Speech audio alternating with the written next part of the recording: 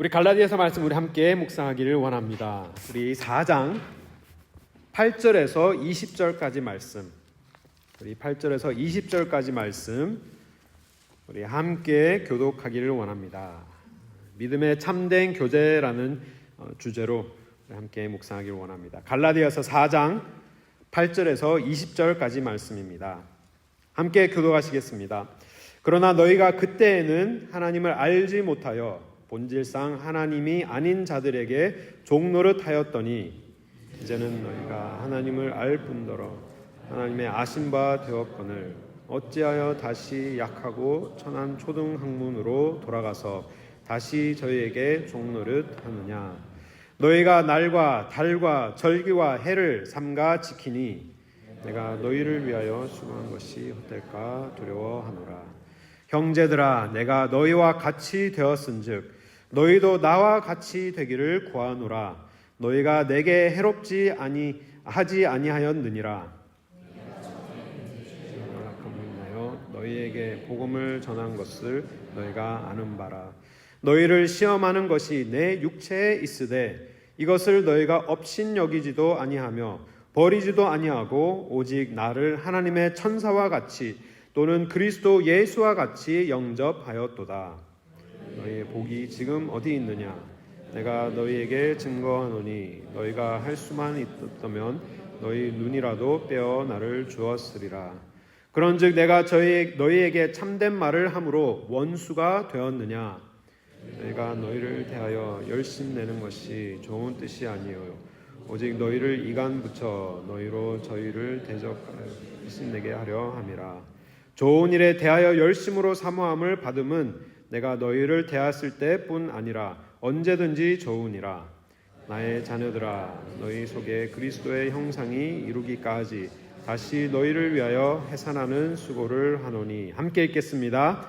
내가 이제라도 너희와 함께 있어 내 음성을 변하려 함은 너희를 대하여 의심이 있음이라. 아멘. 저는 이 말씀을 준비하면서 정말 이 교회의 사역과 우리가 함께 신앙생활하는 모습에 대해서 참 많이 묵상하면서 많이 회개도 하고 또 다짐하는 시간이 되었으면 좋겠습니다. 되었습니다. 정말 하나님께서 우리에게 원하시는 그러한 참된 교제의 모습이라면 어떠한 모습이라 생각하십니까? 정말 우리가 하나님 안에서 한 교회가 되어서 우리가 신앙생활하는 가운데 하나님께서 바라시는 모습이 있다면 그 모습이 어떠한 모습일까? 저는 오늘 본문 말씀을 통하여 사도 바울이 갈라디아 지역에 있는 교회를 향한 자신의 사랑의 마음이 느껴지는 그러한 말씀이었습니다. 이제까지는 3장과 그리고 또 4장 초반부에는 바울이 굉장히 논리적으로 교회를 향하여서 복음의 중요성과 또 복음의 능력에 대해서 전파하였다면 오늘 본문 말씀은 사랑의 마음으로 정말 논리적인 그러한 호소보다 사랑의 마음으로 호소하고 있는 바울의 마음을 볼 수 있습니다. 그러면서 이 갈라디아 교회와 사도 바울이 얼마나 사랑으로 참된 교제가 이루어졌는지 또한 이 말씀을 통해 우리가 엿볼 수 있습니다. 우리 가든교회 또한 이 갈라디아 교회처럼 진실된 참된 하나님의 교제를 회복하는 교회가 될 수 있기를 바랍니다.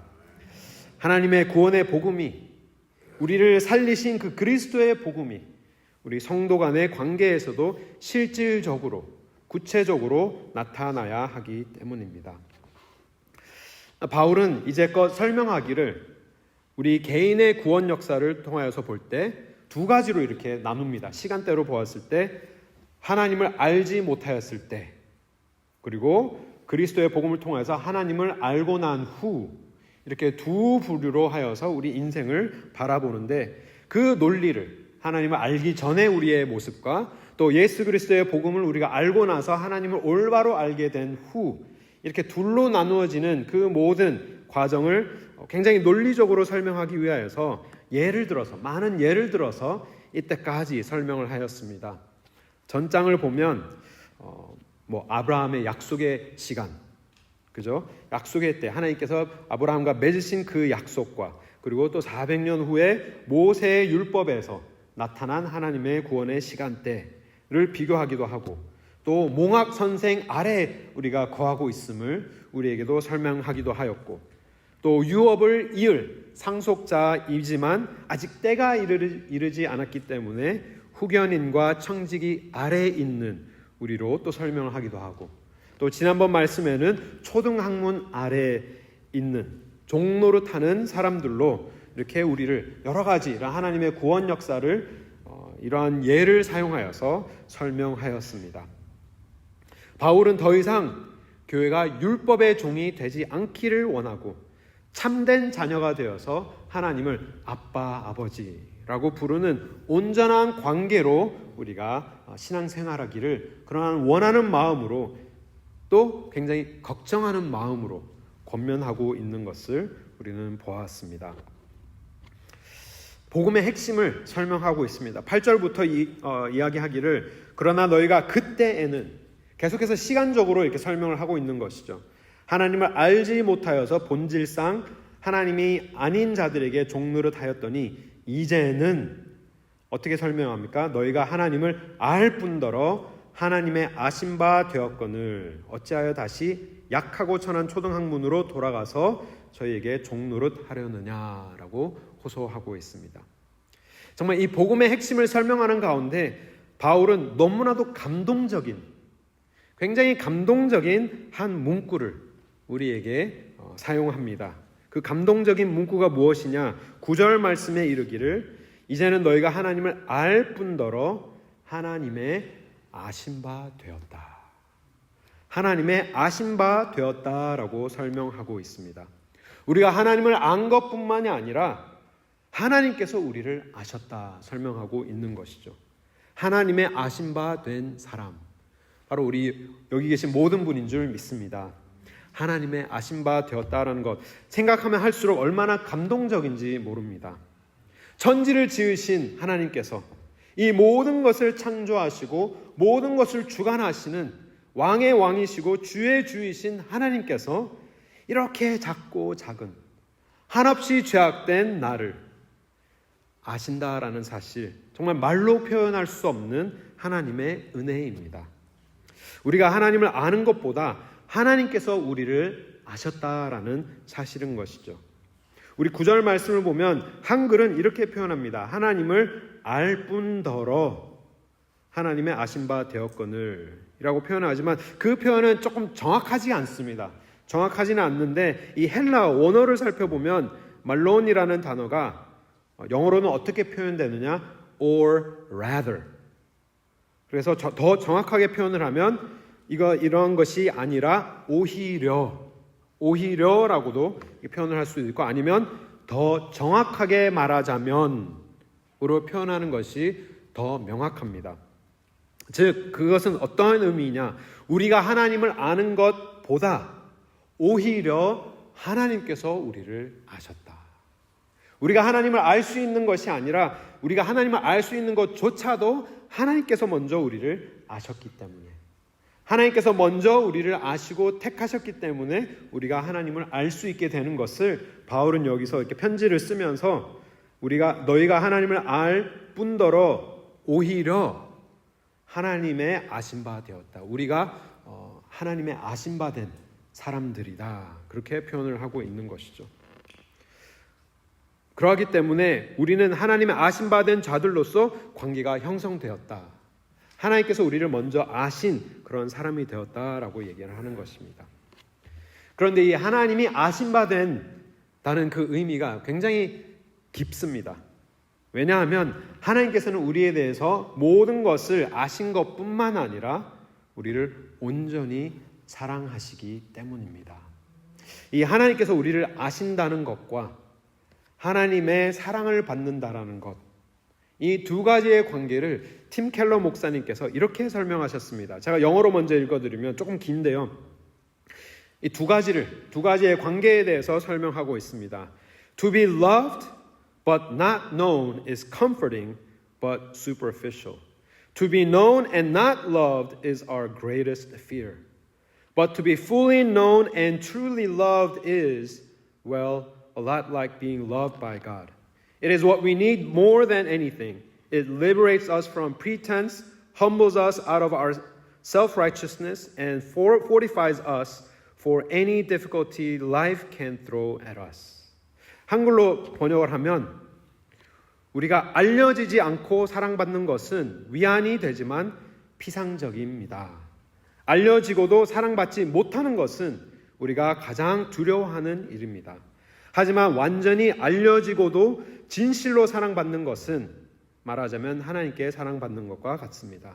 그것은 우리가 무엇보다도 가장 필요한 것이며 그것은 우리를 가식에서 해방시키고 자기 의로움에서 겸손하게 하며 인생이 던지는 어떤 어려움도 견딜 수 있는 힘을 줍니다. 라고 팀 켈러 목사님께서 말씀하셨는데 설명을 드리자면 이렇습니다. 이 문구가 어느 책에서 쓰여졌냐? 이게 결혼에 대한 책 안에서 이렇게 문구가 쓰여졌는데 부부 사이를 우리가 설명을 하면 우리가 서로에 대해서 온전하게 알아가는 것이 부부이잖아요. 근데 서로를 알면 알 수 있는 것과 알아가는 그 과정과 또 우리가 서로를 사랑하는 그 과정에 대해서 이 두 가지가 함께 이루어져야 함을 이렇게 설명하고 있는 것이죠. 예를 들어서 우리가 알려지지 않고 사랑받는 것은 위안이 되지만 피상적인 것이다. 예를 들면 우리가 연예인을 보고 막 멋진 연예인을 보면서 I love him, I love her 이렇게 사랑합니다 이렇게 표현을 하잖아요. 하지만 그 사람과 인격적인 서로의 아는 지식이 없기 때문에 지식이 없는 아무리 많은 사랑을 하는 그러한 감정을 갖는 것은 위안이 될 수는 있지만 굉장히 피상적인 그런 관계다 설명하는 것이죠. 그리고 또 반대로 얘기하면 모든 것을 그 사람에 대해서 다 알고 사랑을 받지 못한다는 것은 우리가 가장 두려워하는 것이다. 예를 들어서 우리가 결혼을 하였는데 이제는 그때는 몰랐던 사실들이 이제 깨닫게 되는 거죠. 정말 상대방에 대해서 모든 것을 이제 점차 알게 될 때 그 사랑하는 마음이 그 아는 지식 때문에 그 사랑하는 마음이 없어지게 된다면 그것보다 두려운 일이 없는 것이죠. 내가 이러한 부족한 모습들 때문에 내가 사랑받지 못하는 이러한 안 좋은 모습을 내가 다 알게 된 상대방이 나를 더 이상 사랑하지 않는다라는 것은 어떻게 보면 알기 때문에 버림받은 것과 같은 굉장히 두려운 일이지만 하지만 완전히 알려지고 상대방에게 내가 완전하게 알려지고 진실로 사랑받는다는 것은 하나님께서 사랑하는 것과 같다 설명하는 것입니다. 그러한 두 가지가 함께 동시에 이루어질 때 그것은 굉장한 힘을 우리에게 주는데 그것은 가식으로부터 우리를 해방시키고 또 자신의 자기 의로움에서 우리를 겸손하게 하며 인생이 던지는 그 어떠한 어려움도 견딜 수 있게 하는 힘을 준다. 팀 켈러 목사님은 우리에게 설명하고 있는 것입니다. 우리와 하나님과의 관계 속에서 하나님께서 우리에 대해서 완벽하게 알고 계십니다. 우리의 약함도 그리고 우리의 악함도 하나도 빠짐없이 모두 다 알고 계시고 숨기고 싶은 그러한 모든 것까지도 하나님께서는 우리에 대해서 다 알고 계시지만 그럼에도 불구하고 우리를 완벽하게 사랑하고 계십니다. 우리를 위하여서 아들을 주셔서 구원하실 만큼 우리를 사랑하시는데 그 사랑 때문에 우리가 오늘도 하나님 앞에 우리가 하나님의 자녀로 담대하게 살아갈 수 있게 되는 것이죠. 그러한 사랑을 받은 자들이 바로 우리입니다. 하나님께서 우리를 전적으로 아시는 그 지식과 그리고 전적으로 사랑하시는 그 사랑으로 공통된 마음으로 우리를 바라보고 계시는 것이죠. 그러하기 때문에 9절로 다시 돌아가면 바울이 그 갈라디아 교인들을 향해서 이렇게 마음으로 호소를 합니다. 이제는 너희가 하나님을 알 뿐더러 하나님의 아신 바 되었거늘 어떻게 하여서 너희가 다시 약하고 천한 초등학문으로 돌아가서 저에게 종노릇하려 하느냐. 정말 너무나도 안타까운 마음으로 그들에게 호소하고 있는 것이죠. 그러면서 바울이 얘기하기를 그 걱정하는 마음, 그러한 마음을 율법적으로 지키는 그러한 절기들이 복음에서 멀어지게 함을 굉장히 걱정하고 있습니다. 너희가 지키고 있는 날들과 달들과 절기들과 해를 삼가 지키는 것이 너무나도 불안하다. 이 모든 나의 수고가 헛되게 될까 두려워하노라라고 마음으로 이렇게 호소를 하고 있는 것이죠. 그러면서 그 걱정하는 마음을 바울은 사랑의 관계로 풀어서 설명을 해 나갑니다. 바울이 어떻게 그들에게 호소를 하느냐? 바울과 갈라디아 교회가 처음 만나는 순간을 떠올리면서 호소를 합니다. 12절 말씀을 보면 형제들아 내가 너희와 같이 되었은즉 너희도 나와 같이 되기를 구하노라. 너희가 내게 해롭게 하지 아니하였느니라. 설명합니다. 바울이 호소하기를 내가 너희들에게 대한 것처럼 내가 너희를 위해서 얼마나 열심히 노력하고 내가 너희와 하나같이 되기 위하여서 마음을 열고 너희의 무리 속에 그렇게 진심을 다하여서 들어가기를 그렇게 노력하고 사랑하였던 마음을 알아주기를 바란다. 기억하여 주기를 바라고 이제는 너희도 나와 같은 마음으로 나를 대하여 주기를 바란다 당부합니다. 처음에 우리가 가졌던 정말 그 끈끈하였던 그 사랑의 관계, 처음 내가 얼마나 너희를 위하여서 열심으로 섬기고 내가 사랑으로 너희를 품었던, 그리고 너희가 나를 얼마나 사랑으로 품었던 그 마음을 기억하고 내가 지금 너희를 향하여서 갖는 그 마음을 너희도 나를 위하여서 똑같은 마음을 갖기를 원한다. 근데 그 관계가 어떤 관계였나요? 서로 해롭지 않게 하는, 서로에게 해가 되지 않는, 오히려 더욱더 덕이 되는, 서로를 세워주는 그러한 아름다운 관계였음을 기억하게 하는 것이죠. 그러면서 13절 말씀에 어떻게 설명하느냐? 내가 처음에 육체의 약함을 인하여 너희에게 복음을 전한 것을 너희가 아는 바라. 이 말씀을 우리가 그냥 자세하게 읽지 않으면 그냥 지나치는 말씀인데, 이 말씀이 어떻게 바울과 갈라디아 교회가 처음 이렇게 관계를 갖게 되었는지를 설명하는 구절입니다. 내가 처음에 어떻게 그들에게 복음을 전하였느냐, 그 상황이 어떠한 상황이었냐면은 나의 육체의 약함을 인하여서 내가 복음을 전하게 됐다 설명을 하는 것이죠. 바울이 굉장히 아픈 그러한 사람이었습니다. 고린도후서 12장에도 나오는 그 육체의 가시를 하나님께서 가져가시기를 원하시는 그 마음이 똑같은 마음인데요. 그런 육체의 그런 질병이 있었는데, 신학자들은 그것이 정확하게 어떠한 질병인지는 알지 못하지만 우리가 15절 말씀을 보면 아마도 이 눈에 관한 그러한 질병이 아니었나라고 추측하는 그런 신학자들이 많습니다. 어찌되었던 굉장히 나의 육체의 약함 때문에 그것을 인하여서 너에게 복음을 전하였다 설명하고 있는 것이죠. 이 상황은 바울이 질병으로 약한 상황에 처해 있을 때 갈라디아인들이 와서 도와주면서 그들을 만나면서 그들에게 이 질병이 큰 부담이 되었지만, 그죠? 14절 말씀에 너희를 시험하는 것이 내 육체에 있으되, 정말 나의 이 육체의 연약함이 너희에게는 큰 시험거리가 될 수도 있는 그러한 부담이었지만 그들이 바울을 어떻게 대하였느냐? 14절에 너무나도 아름다운 그런 사랑의 참된 교제의 모습이 나타납니다. 바울을 어떻게 대하였느냐? 이것을 너희가 업신여기지도 아니하며 버리지도 아니하고 오히려 나를 하나님의 천사와 같이 또는 그리스도 예수와 같이 영접하였도다. 이렇게 설명합니다. 정말 이 갈라디아인들도 너무나도 대단합니다. 정말 그들을 핍박하였던 그런 바울이 와서 아픈 병 때문에 고통스러워하고 있는 그 다윗을 이제 품은 것이죠.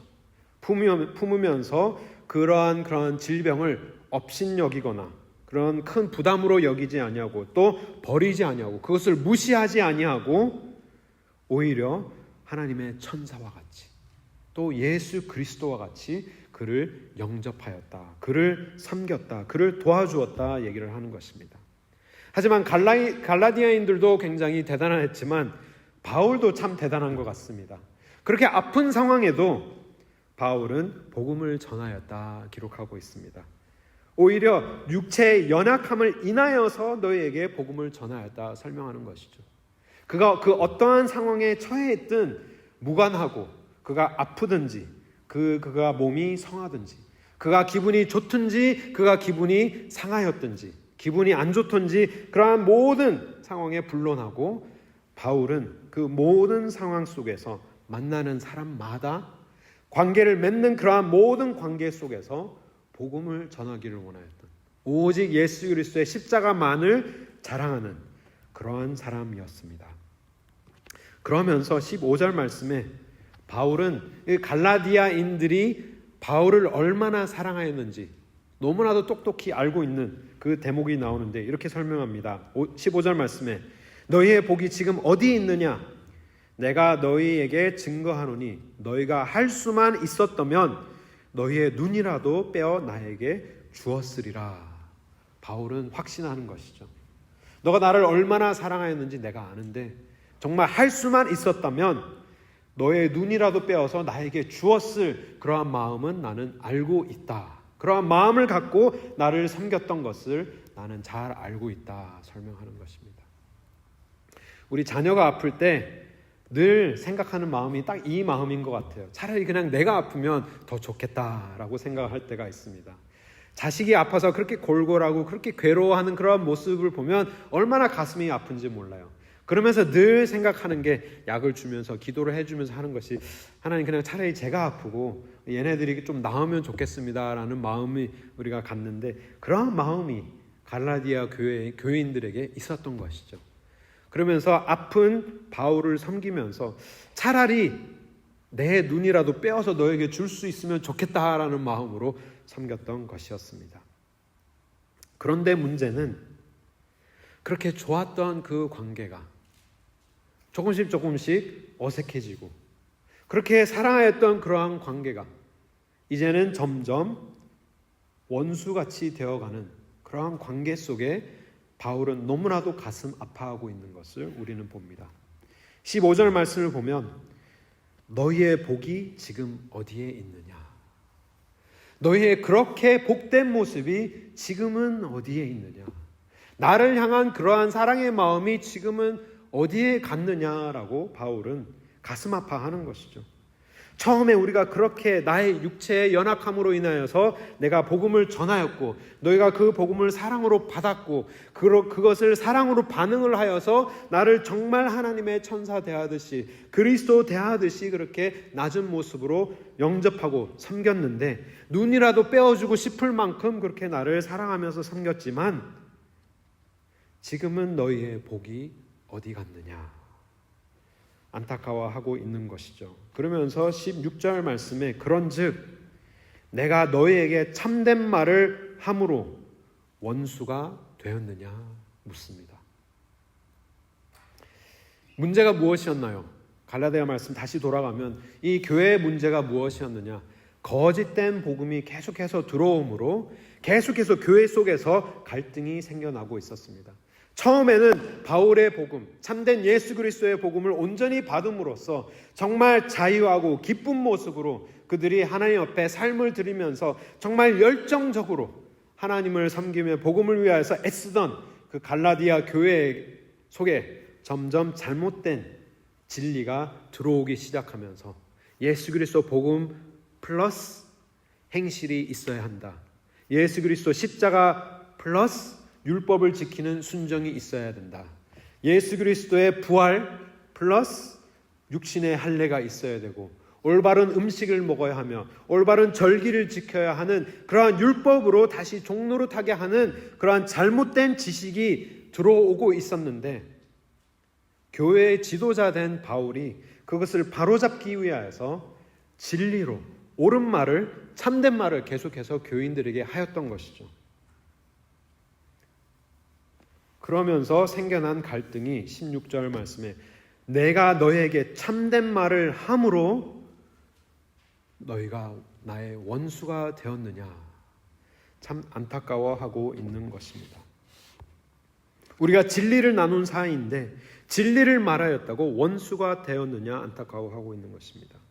이 참된 교제의 모습은 서로 사랑하고 신뢰하는 믿음으로 우리가 참된 말을 하였을 때, 예수 그리스도의 참된 진리를 우리가 말해 주었을 때 마음이 상하지 아니하며, 마음은 상하더라도 우리가 겸손한 마음으로 그 참된 진리를, 예수 그리스도의 말씀을 그대로 받아들일 수 있는 그러한 사랑의 참된 교제가 필요한 것입니다. 잘못된 것을 사랑으로 잘못됐다, 예수 그리스도의 말씀을 근거하여서 말할 수 있어야 하며, 그리고 그 말을 받는 사람 또한 이 말이 정말 나를 사랑하는 그 마음에서 비롯된 것이구나, 신뢰하면서 그 아픈 말이더라도 그것을 온전한 마음으로 받아들여야 할 수 있는 그러한 관계가 되어야 하는 것이죠. 그러면서 바울이 얘기하기를 그들의 마음을 빼앗기 위해서 열정적으로 접근하는 그 거짓 교사들을 조심하라라고 설명합니다. 17절 말씀에 저희는 이제 거짓 교사들을 얘기하는 것이죠. 저희가 너희를 대하여 열심내는 것이 좋은 뜻이 아니요 오직 너희를 이간 붙여 너희로 저희를 대하여 열심내게 하려 함이라. 이 거짓 진리에 늘 따르는, 늘 나타나는 그러한 모습은, 그러한 결과는 당짓는, 분리되는 그러한 모습이 계속해서 나타나고 있는 것이죠. 거짓 진리의 효과는 분리하는 것이지만 참된 진리의 효과는 하나 되게 하는 것입니다. 말씀으로 우리가 온전한 그리스도의 복음으로 우리가 하나 되어야 하지만 잘못된 진리는 그리스도의 복음 안에 내가 올바로 서 있지 않게 된다면 계속해서 뭔가 분리가 생기는 그러한 결과를 초래할 수밖에 없는 것이죠. 그렇다면 그 참된 진리와 그 복음이 무엇이냐? 아까 팀 켈러 목사님 그 말씀으로 다시 돌아간다면 하나님께서 나를 있는 그대로 모든 모습을 다 아시지만 나를 온전하게 사랑하시는 그 하나님의 사랑, 그것을 우리가 올바로 이해한다면 교만할 수 있는 사람이 아무도 없습니다. 정말 하나님의 그 복음을 온전하게 이해하는 사람이라면 다른 사람을 정죄할 수 있는 사람이 아무도 없습니다. 왜요? 내가 그렇게 죄 많은 사람임을 내가 올바로 이해하기 때문인 것이죠. 하지만 그러한 사람임에도 불구하고 하나님께서 나를 완벽하게 사랑하시는 그 사랑을 우리가 이해한다면 그 사랑에 붙들림 받은 자가 되며, 그 사랑에 붙들림 받은 자는 분리하기보다는 하나 되기를 애쓰는 그러한 사람이 되는 것입니다.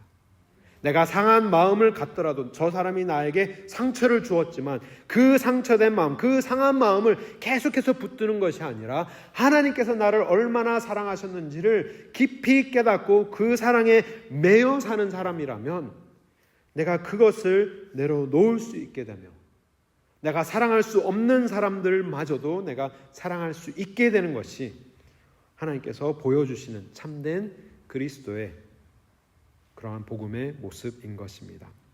그러하기 때문에 저들은 계속해서 열정을 내면서 이 교인들을 뺏어가기를 원하지만 그렇게 하면 안 되고 뭐라고 얘기합니까? 18절에 좋은 일에 대하여 열심으로 사모하여라.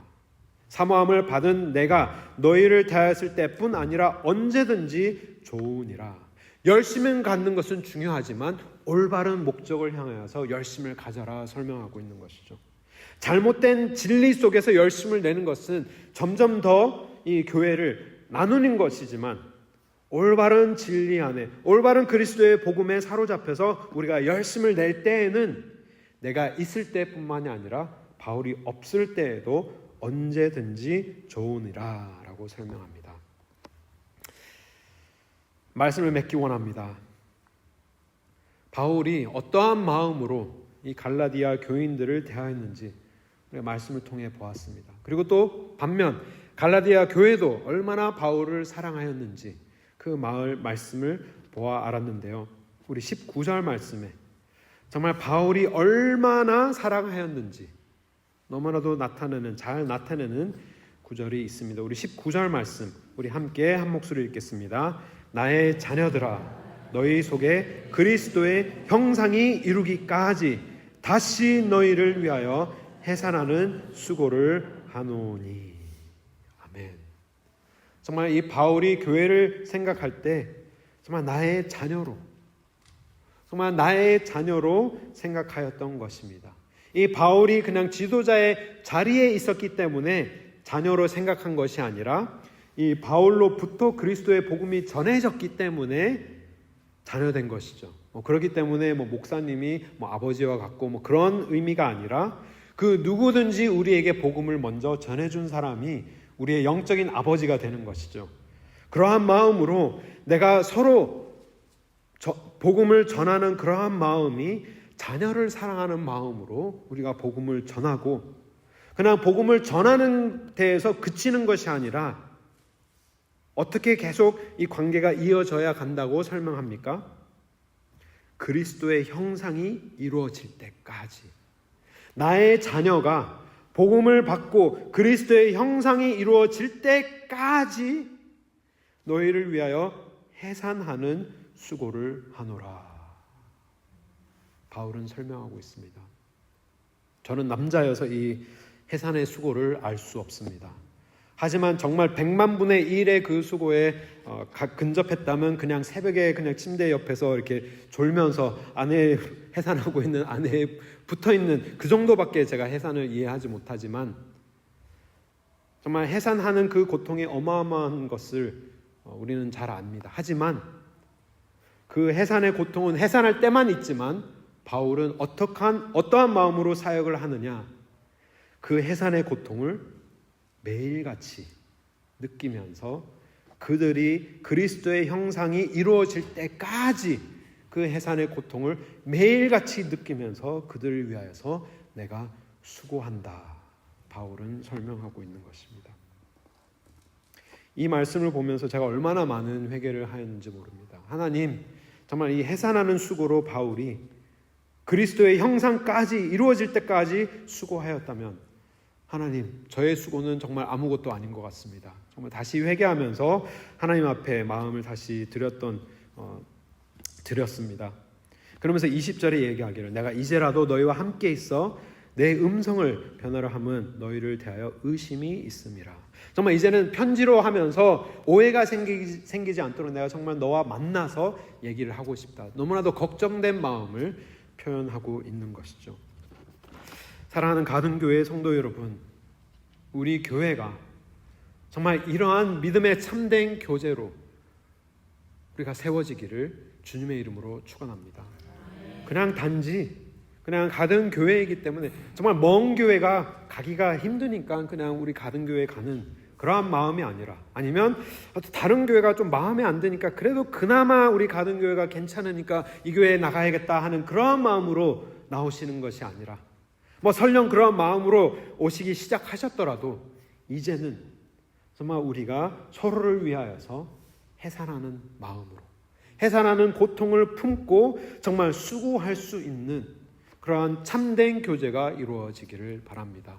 저부터 시작하여서 정말 우리 교회의 아주 어린아이들까지 정말 우리가 믿음의 형제 자매된 그러한 하나님의 십자가의 사랑을 붙들고, 그리고 또 내가 복음을 전하였을 때 내가 영적인 부모가 되는 그러한 심정으로 나의 자녀가 그리스도의 장성한 분량까지 자라날 수 있도록 그때까지 우리가 애쓸 수 있는, 내가 한번 트라이 했는데 저 사람이 안 받아줘 하고 그냥 포기하는 것이 아니라 정말 끝까지 처음 아주 아름다웠던 그런 관계가 원수같이 되어지는 그런 관계가 아닌 정말 끝까지 신실한 관계로 이어질 수 있도록 우리가 애쓰며 힘쓰기를 바랍니다. 그러하기 위하여서는 올바른 반석 위에 서야 하는데 그 반석이 무엇입니까? 예수 그리스도의 복음.